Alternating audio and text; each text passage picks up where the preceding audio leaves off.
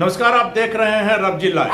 अभी हमारे साथ हैं जहानाबाद के पूर्व सांसद और लोजपा नेता डॉक्टर अरुण कुमार। इनसे जानेंगे बिहार जैसे गरीब राज्य में जिस प्रकार से जातीय जनगणना की बातें करीब करीब पूरी हो गई है और सारे पक्ष और विपक्ष के नेताओं ने एक स्वर में इस चीज को एक्सेप्ट किया है कि जातीय जनगणना बिहार में होनी चाहिए। लेकिन सबसे अहम बात है कि बिहार जैसे गरीब राज्य में जो 500 करोड़ रुपए खर्च होने की बात आ रही है, हालांकि हम शुरू से कह रहे हैं कि 500 करोड़ का आंकड़ा भी पार करेगा, 1000 करोड़ से भी ज्यादा जातीय जनगणना कराने में बिहार का खर्च हो सकता है। वैसे में बिहार जैसे गरीब राज्य में क्या यह उचित है? सर क्या करेंगे सर?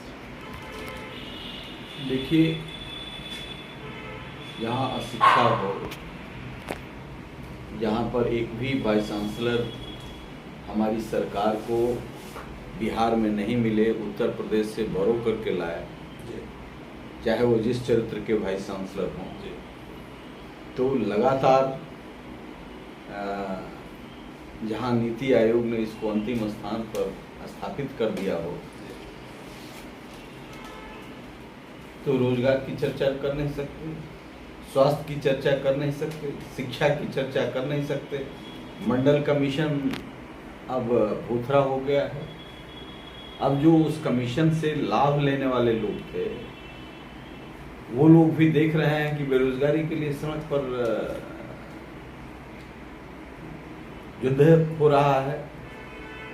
उनकी भी डिग्री रखी रह जा रही है, उनकी मेधा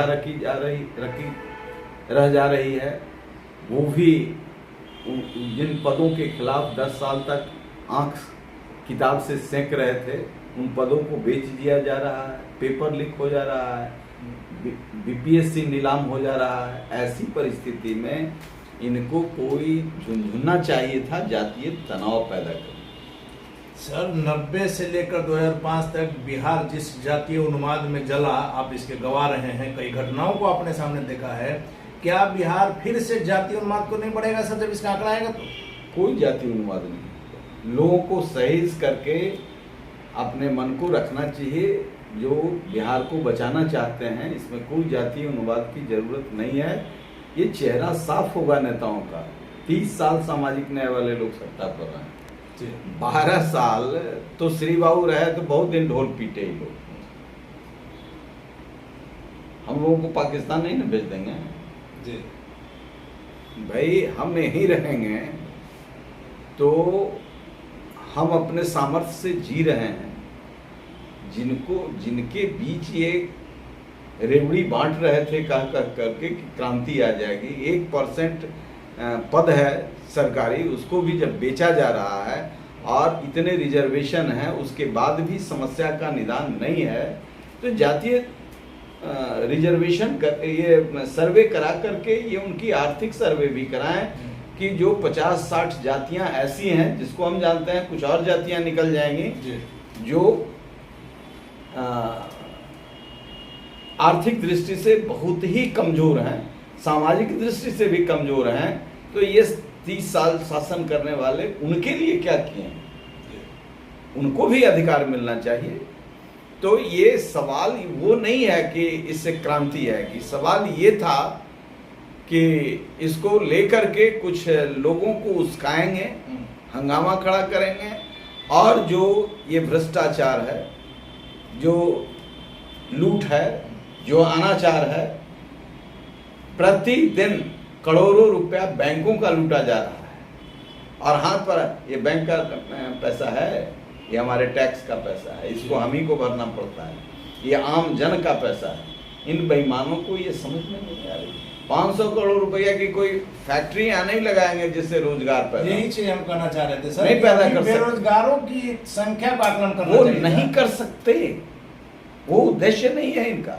70 साल में 12 साल 15 साल के अंदर जो फैक्ट्रियां लगी यहाँ, 20 साल के अंदर जो फैक्ट्रियां लगी, वो फैक्ट्रियों को बेच करके ये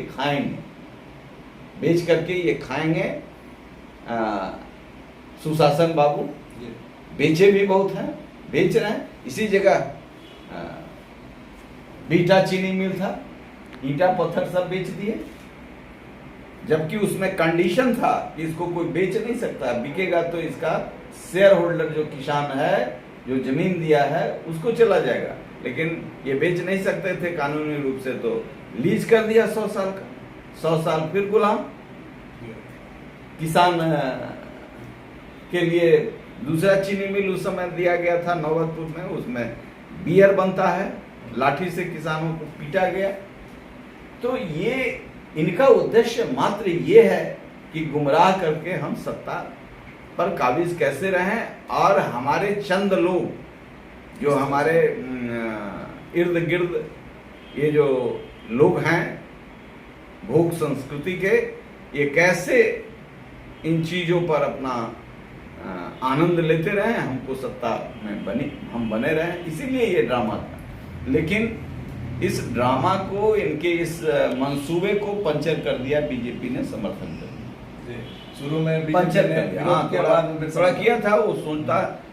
वो लोग सोच रहे होंगे कि कुछ इसके बदले दूसरा अच्छा काम किया जाए।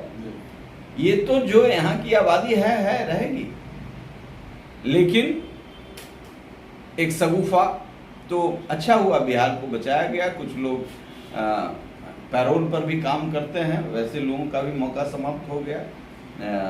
टैक्स का पैसा ये 500 करोड़ नहीं 5000 करोड़ लगा दें, इनको चिंता नहीं है कि सिंचाई का प्रबंधन कैसे हो, किसान का दुख दर्द कैसे, ये जो लूट हो रहा है, किसान का 1800 रुपया का धान 1400 में बिक रहा है, 400 पॉकेट काट रहे हैं प्रति क्विंटल। इन किसानों का क्या होगा, उनका भविष्य क्या होगा, उन परिजनों से जुड़े हुए लोग जो आत्महत्या कर रहे हैं, दवा के बिना मर रहे हैं, कोरोना में इनका कितना भयंकर शोषण हुआ।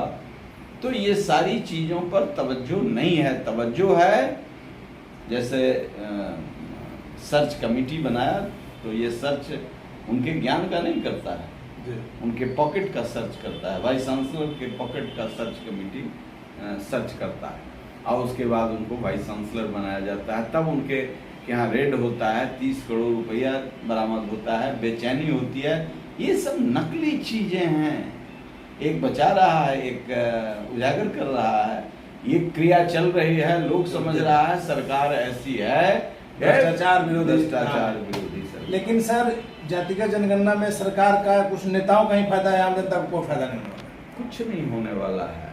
ये लोग हिस्सेदारी की खेती करना चाहते हैं। चलिए, आखिरी सवाल है सर कि जातिगत जनगणना की जगह बिहार में, देश में यदि जनसंख्या नियंत्रण कानून लाया जाता तो उससे कुछ भला हो। बिल्कुल बिल्कुल, जनसंख्या नियंत्रण कानून, हम लोग इसको अपना चेहरा बचाने के लिए ह्यूमन रिसोर्स बना दिया। यही ह्यूमन रिसोर्स है कि रोज आत्महत्या कर रहे हैं, मारे जा रहे हैं। अरे, एक सभ्य समाज का मतलब होता है लोगों की जीवन की सुरक्षा, उनके स्वाभिमान की सुरक्षा, उनके प्रतिभाओं को निखारने का दायित्व। तो इन चीजों पर कोई चर्चा नहीं है।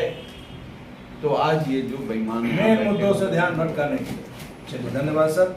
तो ये थे हमारे साथ जहानाबाद के पूर्व सांसद और लोक जनशक्ति पार्टी रामविलास के नेता डॉक्टर अरुण कुमार, जिनका साफ तौर पर कहना है कि मेन मुद्दों से ध्यान भटकाने के लिए जातीय जनगणना ऐसी बातें हो रही है, और 500 करोड़ रुपया जनता का जो है निरर्थक खर्च होने की बात है। आप देख रहे हैं रवि लाइव, खबरों का सिलसिला जारी, आप बने रहे हैं रवि लाइव के साथ।